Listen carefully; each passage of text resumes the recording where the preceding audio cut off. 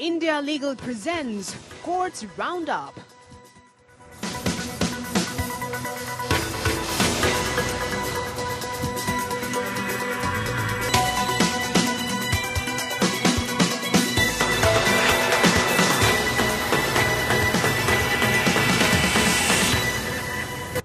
नमस्कार, मैं हूं ज़ायरा। कोर्ट्स राउंडअप में आपका स्वागत है। इस बुलेटिन में अगले आधे घंटे हम आपको कोर्ट से जुड़ी तमाम छोटी बड़ी खबरों से रूबरू करवाएंगे।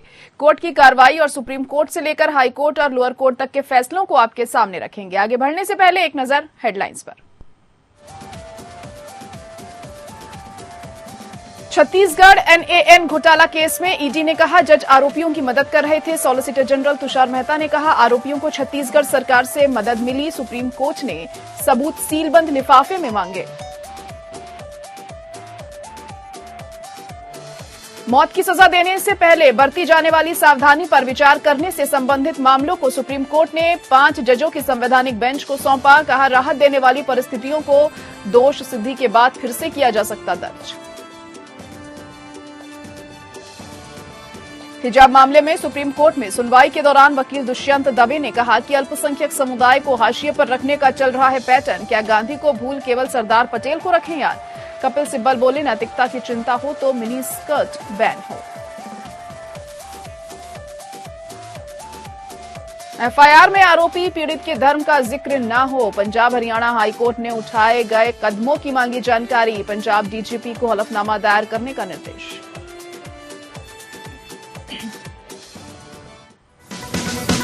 India Legal presents Courts Roundup.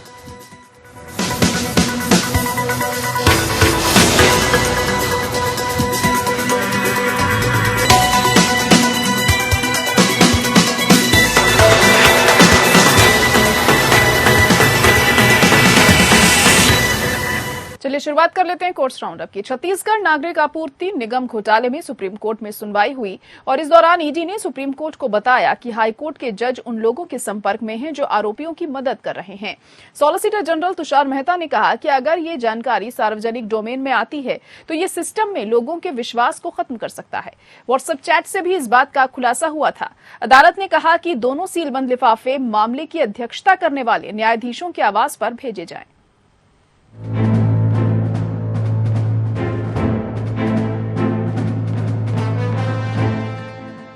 Chief justice UU Lalit, justice Ravindra Bhat और जस्टिस अजय रोहतगी ने प्रवर्तन निदेशालय द्वारा दायर याचिका पर सुनवाई की।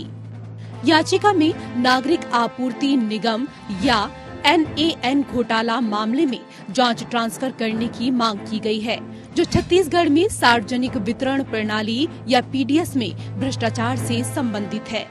ईडी ने सुप्रीम कोर्ट को बताया कि एनएएन घोटाले के आरोपी संवैधानिक पदाधिकारियों के माध्यम से छत्तीसगढ़ उच्च न्यायालय के न्यायाधीश के संपर्क में थे, जो आरोपियों की मदद कर रहे थे। पीठ ने पक्षों को निर्देश दिया कि वो जिस सबूत पर भरोसा करना चाहते हैं उसे सीलबंद लिफाफे में रखें।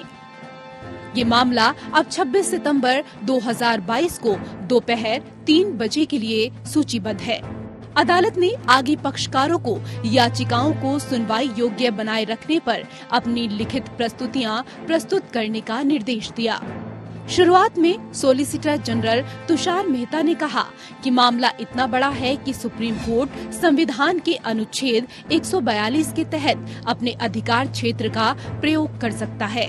उन्होंने कहा कि इस मामले में संवैधानिक पदों पर अधिकारियों की मिलीभगत से उच्च पदस्थ अधिकारी अपने पदों का फायदा उठा रहे हैं। उन्होंने आगे कहा कि व्हाट्सएप चैट से आरोपी आईएएस अधिकारी और संवैधानिक पद पर बैठे लोगों के बीच मिलीभगत का खुलासा हुआ है। उन्होंने ये भी आरोप लगाया कि आरोपियों को वर्तमान छत्तीसगढ़ सरकार से मदद मिली है। प्रतिवादियों की ओर से senior advocate Dwivedi, senior advocate Mukul Rohatgi और सीनियर एडवोकेट कपिल सिब्बल ने इस बात पर प्रकाश डाला कि उक्त घोटाला छत्तीसगढ़ में बीजेपी सरकार के शासन के दौरान हुआ था। मेहता ने पीठ से अनुरोध किया कि वो कुछ समय ले और सामग्री को आराम से देखें और फिर अपना निर्णय लें। सीजेआई ने आदेश सुनाते हुए कहा, एसजी के पास सीलबंद लिफाफे में दस्तावेज और सामग्री है। प्रतिवादी प्रस्तुत करते हैं कि सीलबंद लिफाफे में दस्तावेज जमा करने की प्रथा को इस अदालत के एक नवीनतम निर्णय द्वारा अनुमोदित नहीं किया गया है। राज्य का कहना है कि यदि याचिकाकर्ता द्वारा प्रस्तुत सामग्री पर विचार किया जाता है तो राज्य भी सीलबंद लिफाफे में दस्तावेज रखने के इच्छुक हों। इसलिए हम चाहते हैं कि काउंसिल ऐसी सामग्री रखे जिस पर राज्य भी भरोसा करना चाहता है। दोनों सीलबंद लिफाफे मामले की अध्यक्षता करने वाले न्यायाधीशों के आवास पर भेजे जाएं। कोर्ट ने कहा कि याचिका सुनवाई योग्य है या नहीं, इस पर पहले विचार करेंगे। इस मामले को सोमवार को दोपहर 3 बजे इसी पीठ के समक्ष रखा जाए। Bureau report. सुप्रीम कोर्ट ने मौत की सजा देने से पहले बरती जाने वाली सावधानी पर विचार करने से संबंधित मामले को 5 जजों की संवैधानिक की बेंच को सौंप दिया है और पीठ ने कहा कि ऐसे सभी मामलों में जहां मौत की सजा का एक विकल्प है, कम करने वाली परिस्थितियों को रिकॉर्ड में रखना आवश्यक है। हालांकि मौत की सजा को कम करने वाली परिस्थितियों को दोष सिद्धि के बाद ही फिर से दर्ज किया जा सकता है। 30 मार्च को फांसी की सजा पाए कैदियों की सुध लेते हुए कोर्ट ने मृत्युदंड प्रक्रिया की समीक्षा के लिए स्वतः संज्ञान लिया था।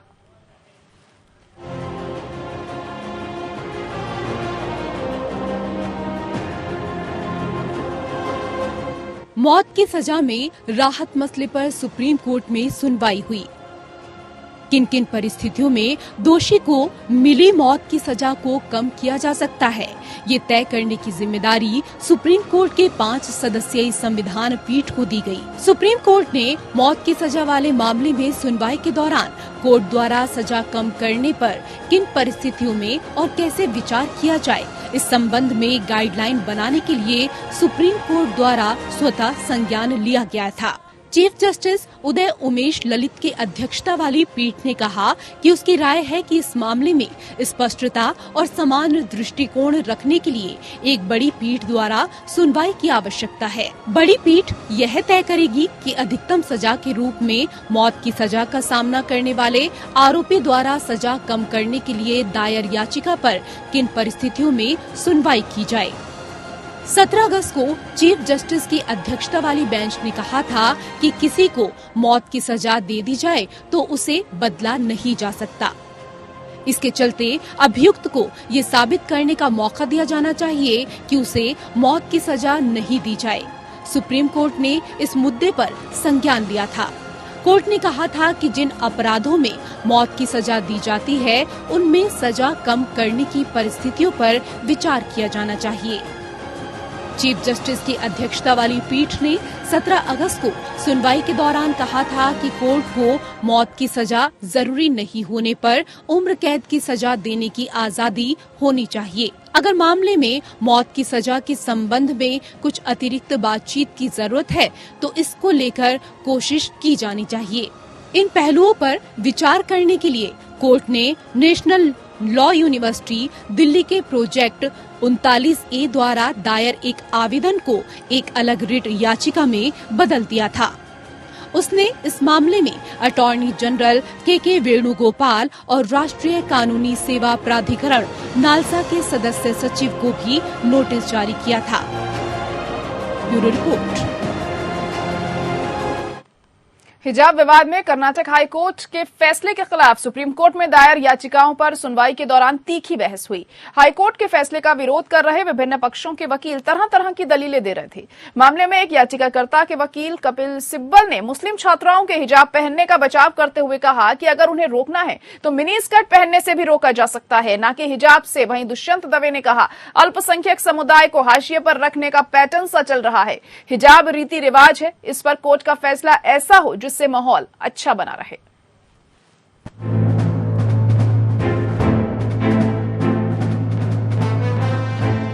कर्नाटक के हिजाब मामले पर सुप्रीम कोर्ट में सुनवाई हुई। याचिकाकर्ता की तरफ से वकील दुष्यंत दवे ने बहस करते हुए कहा कि संविधान खुलेपन और स्वतंत्रता की बात करता है, जबकि सरकारें पाबंदी की। यहाँ बात सिर्फ समानता की ही नहीं बल्कि साथ जीवन गुजारने पर भी जताई जाने वाली आपत्तियों पर है। दवे ने कहा कि हिंदू मुस्लिम लड़का लड़की शादी करके एक साथ जीवन गुजारना चाहें, उस पर भी लोगों को दिक्कत है। प्रख्यात संगीतकार उस्ताद अमजद अली खान की पत्नी हिंदू है। मुगल बादशाह अकबर की पत्नी हिंदू थी। दवे ने कहा कि हमारा देश एक खूबसूरत संस्कृति पर बना है, परंपराओं से बना है और 5000 साल में हमने कई धर्म अपनाए हैं। उन्होंने कहा कि हमने हिजाब पहनकर किसी की भावनाओं को ठेस नहीं पहुंचाई। हमारी पहचान हिजाब है। वास्तव में ये अच्छा होगा कि जब एक हिंदू लड़की मुस्लिम लड़की से पूछे कि आपने हिजाब क्यों पहना है और वो अपने धर्म के बारे में बताए, ये वास्तव में अच्छी बात होगी। दुष्यंत दवे ने कहा कि लोग चाहते हैं कि आज लोग गांधी को भूल जाएं और केवल सरदार पटेल के बारे में बात करें, लेकिन सरदार बहुत ही धर्मनिरपेक्ष व्यक्ति थे। इस न्यायालय के लिए एकमात्र धर्म जो मायने रखता है वह है भारत का संविधान। संविधान निर्माताओं ने कभी पगड़ी की बात नहीं की, केवल कृपाण की बात की, क्योंकि शस्त्र साथ रखना मौलिक अधिकार नहीं था। दवे ने कहा कि अल्पसंख्यक समुदाय को हाशिए पर रखने का पैटर्न सा चल रहा है। हिजाब रीति रिवाज है, इस पर कोर्ट का फैसला ऐसा हो जिससे माहौल अच्छा हो। दवे ने कहा, क्या हिजाब पहनने से भारत की एकता और अखंडता को खतरा है? जस्टिस धूलिया ने कहा कि ऐसा कोई नहीं कह रहा, हाईकोर्ट के फैसले में भी नहीं। दवे ने कहा, आखिरकार यही एकमात्र प्रतिबंध है। जस्टिस धूलिया ने कहा कि हाईकोर्ट के फैसले में ऐसा कुछ नहीं लिखा गया है। मामले में एक याचिकाकर्ता के वकील कपिल सिब्बल ने मुस्लिम छात्राओं के हिजाब पहनने का बचाव करते हुए कहा कि अगर उन्हें रोकना है तो मिनी स्कर्ट पहनने से रोका जा सकता है, न कि हिजाब से। सिब्बल ने कहा कि जहां तक शैक्षणिक संस्थानों के सुचारू संचालन, उनकी मर्यादा और नैतिकता का सवाल है, तो हिजाब से इन भावनाओं को कोई ठेस नहीं पहुंचती है। उन्होंने अपनी दलील में सुप्रीम कोर्ट के सामने कई सवाल दाग दिए। Bureau report. लखीमपुर खीरी में दलित बहनों से रेप के बाद हत्या का मामला सोमवार को सुप्रीम कोर्ट पहुंचा। कोर्ट ने इस मामले में सुनवाई से इनकार कर दिया है। सुप्रीम कोर्ट ने याचिकाकर्ता से पूछा कि इस मामले से आपका पीड़िता के साथ क्या संबंध है, क्या आप पीड़ित हैं? याचिकाकर्ता ने कहा कि वह मामले में पीड़ित नहीं है, लेकिन वह चाहता है कि इस मामले में एसआईटी से जांच कराई जाए। सुप्रीम कोर्ट ने कहा कि राज्य सरकार इस दिशा में अपना काम कर रही है, हम हस्तक्षेप नहीं करेंगे। लखीमपुर खीरी जिले में दलित समुदाय की 2 किशोरी बहनों से कथित दुष्कर्म के बाद उनकी हत्या के मामले की जांच में तेजी लाने की मुख्यमंत्री योगी आदित्यनाथ की सख्त हिदायत के बाद स्थानीय पुलिस सभी 6 आरोपियों पर राष्ट्रीय सुरक्षा कानून के तहत कार्रवाई पर विचार कर रही है। लखीमपुर खीरी के पुलिस अधीक्षक संजीव सुमन ने बताया था कि हम 6 आरोपियों पर रासुका लगाने पर विचार कर रहे हैं। इसके अलावा 6 आरोपियों और दोनों लड़कियों के डीएनए के नमूने जांच के लिए भेजे जाएंगे। उन्होंने बताया कि घटना के मुख्य आरोपी जुनैद और सुहेल ने 2 बहनों से बलात्कार और बाद में उनका गला दबाकर हत्या कर दी थी। दोनों आरोपी मजदूर हैं। पुलिस अधीक्षक संजीव सुमन ने कहा कि गिरफ्तार किए गए सभी आरोपी बालिग हैं और उन्होंने एक आरोपी के परिवार द्वारा उसके नाबालिग होने का दावा करने वाली खबर को खारिज किया। इशरत जहां मुठभेड़ हत्याकांड की जांच में सीबीआई की मदद करने वाले गुजरात कैडर के आईपीएस अधिकारी सतीश चंद्र वर्मा को सेवा से बर्खास्त करने के केंद्र सरकार के आदेश को सुप्रीम कोर्ट ने 1 हफ्ते के लिए टाल दिया है। जस्टिस केएम जोसेफ और जस्टिस ऋषिकेश रॉय की पीठ ने निर्देश दिया कि इस बीच वर्मा को बर्खास्तगी के आदेश को चुनौती देने के लिए दिल्ली उच्च न्यायालय के समक्ष लंबित रिट याचिका में संशोधन के लिए उचित कदम उठाना है। गृह मंत्रालय ने वर्मा को 30 सितंबर को सेवानिवृत्त होने से 1 महीने पहले 30 अगस्त को बर्खास्त कर दिया था। बर्खास्तगी के कारणों में से एक मीडिया से बात करना, जिसने देश के अंतर्राष्ट्रीय संबंधों को प्रभावित किया, शामिल है। इशरत जहां मामले की जांच में प्रताड़ना के आरोपों से इनकार करते हुए वर्मा द्वारा मीडिया से बात करने के बाद 2016 में अनुशासनात्मक कार्रवाई शुरू की गई थी। कपिल सिब्बल ने कहा, बर्खास्तगी का आदेश पारित करने की कोई जल्दी नहीं थी, क्योंकि सेवा नियमों के तहत वर्मा की सेवा के दौरान अनुशासनात्मक कार्रवाई शुरू की गई थी, जो उनकी सेवानिवृत्ति के बाद भी समाप्त हो सकती थी। केंद्र की ओर से सॉलिसिटर जनरल तुषार मेहता ने दलील दी कि बर्खास्तगी के आदेश को हाईकोर्ट में कोई चुनौती नहीं है। सिब्बल ने तर्क दिया कि रिट याचिका में आरोपों को चुनौती देने और रिट याचिका में संशोधन किए बिना या बर्खास्तगी के आदेश को चुनौती देने की मांग किए बिना वर्मा राहत के हकदार हैं। पीठ ने सिब्बल से कहा कि बर्खास्तगी के आदेश को चुनौती देने के और भी रास्ते हैं। वह ट्रिब्यूनल के समक्ष गए बिना उपाय के लिए उच्च न्यायालय के समक्ष कैसे जा सकता है। मेहता ने कहा, मैं कुछ इसी तरह का प्रस्ताव देने वाला था। बर्खास्तगी आदेश की वैधता पर भी ध्यान दिया जाना चाहिए। सुप्रीम कोर्ट ने आज 1989 में हुई कश्मीरी पंडितों के नरसंहार की एसआईटी से जांच कराने की मांग वाली याचिका पर सुनवाई से इनकार कर दिया है। ये याचिका नरसंहार में मारे गए टीका लाल टपलू के बेटे आशुतोष टपलू ने दायर की थी। सुप्रीम कोर्ट की सलाह पर उन्होंने ये याचिका वापस ले ली। शीर्ष कोर्ट ने टपलू से कहा कि वह यह मांग उपयुक्त मंच पर करें। टीका लाल टपलू की कश्मीर में हुए नरसंहार के दौरान जेकेएलएफ के आतंकियों ने नृशंस हत्या कर दी थी। याचिका में कहा गया था कि 32 साल बीत गए हैं, परिवार को यह भी नहीं पता कि मामले में किस तरह की जांच हुई है। परिवार को एफआईआर की कॉपी तक नहीं दी गई। याचिका में परिवार के सदस्यों के पुनर्वास और कश्मीर घाटी में उनकी संपत्तियों की बहाली और हत्या में शामिल लोगों की जांच और मुकदमा चलाने की मांग की गई थी। स्वर्गीय वकील टीका लाल टपलू के पुत्र आशुतोष टपलू द्वारा रिट याचिका दायर की गई थी, जिसमें याचिकाकर्ता के पिता एक कश्मीरी पंडित की हत्या में शामिल लोगों की जांच, परिवार के सदस्यों के पुनर्वास और सुरक्षा की मांग की गई थी। जस्टिस बीआर गवई और जस्टिस सीटी रविकुमार की खंडपीठ ने इस आधार पर इस मामले की सुनवाई से इनकार कर दिया कि इसी तरह के आधार पर एक और मामले पर कुछ समय पहले सुप्रीम कोर्ट ने सुनवाई से इनकार कर दिया था। कोर्ट ने कहा कि हमने पहले इससे मिलती जुलती याचिका खारिज की है, अब इसे नहीं सुन सकते। पीठ ने याचिकाकर्ता को वैकल्पिक उपायों का लाभ उठाने का मौका दिया और याचिका को वापस लेते हुए खारिज कर दिया। 2 सितंबर को पीठ ने वी द सिटीजन नाम के एक एनजीओ द्वारा दायर एक जनहित याचिका पर सुनवाई करने से इनकार कर दिया था, जिसमें 1990 के दशक के दौरान कश्मीरी पंडितों की हत्याओं की जांच की मांग की गई थी और उन लोगों के पुनर्वास की मांग की गई थी जिन्हें कश्मीर घाटी से भागना पड़ा था। पंजाब हरियाणा हाईकोर्ट ने पंजाब के डीजीपी को एक हलफनामा दायर करने का निर्देश दिया है, जिसमें यह निर्दिष्ट करना होगा कि एफआईआर में अभियुक्त पीड़ित और गवाहों के धर्म का उल्लेख न किया जाए। ये सुनिश्चित करने के लिए क्या कदम उठाए गए हैं। जस्टिस जसगुरप्रीत सिंह पुरी की पीठ दरअसल एनडीपीएस एक्ट के तहत एक आरोपी द्वारा पेश की गई जमानत याचिका पर विचार कर रही थी, जब उन्होंने नोट किया कि स्थानीय भाषा में लिखी एफआईआर में सरदार शब्द का इस्तेमाल किया गया है। इसके अलावा कोर्ट ने मार्च 2022 में पुलिस महानिदेशक पंजाब द्वारा पारित आदेशों पर ध्यान दिया, जिसमें पुलिस विभाग को यह सुनिश्चित करने का निर्देश दिया कि एफआईआर में व्यक्ति के धर्म का उपयोग उल्लेख न किया जाए। इस पृष्ठभूमि में कोर्ट ने कहा कि राज्य के डीजीपी द्वारा जारी निर्देश के बावजूद एफआईआर में धर्म का उल्लेख किया गया है और इसीलिए कोर्ट ने राज्य के डीजीपी का हलफनामा मांगा और संबंधित पुलिस अधीक्षक को 20 सितंबर 2022 को कोर्ट में भी उपस्थित रहने के लिए कहा। 7 मार्च 2022 को राज्य के डीजीपी ने परिपत्र जारी किया था। मार्च 2019 में आपराधिक कार्रवाई में जाति का उल्लेख करने की औपनिवेशिक प्रथा को समाप्त करते हुए पंजाब हरियाणा हाईकोर्ट ने कहा था कि जाति व्यवस्था पूरी तरह से अतार्किक है और संविधान के मूल सिद्धांतों के खिलाफ भी है। जस्टिस राजीव वर्मा और जस्टिस कुलदीप सिंह की खंडपीठ ने पंजाब हरियाणा और चंडीगढ़ के गृह सचिवों को निर्देश जारी करते हुए कहा था, हमें एक सार्वजनिक नीति के रूप में जाति व्यवस्था को समाप्त करना चाहिए।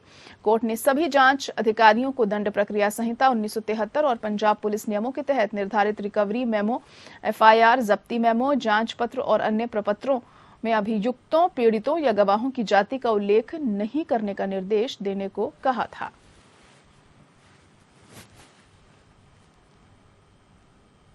और इसी के साथ कोर्ट्स राउंडअप में आज के लिए इतना ही। मुझे दीजिए इजाजत। नमस्कार। India Legal presents Courts Roundup.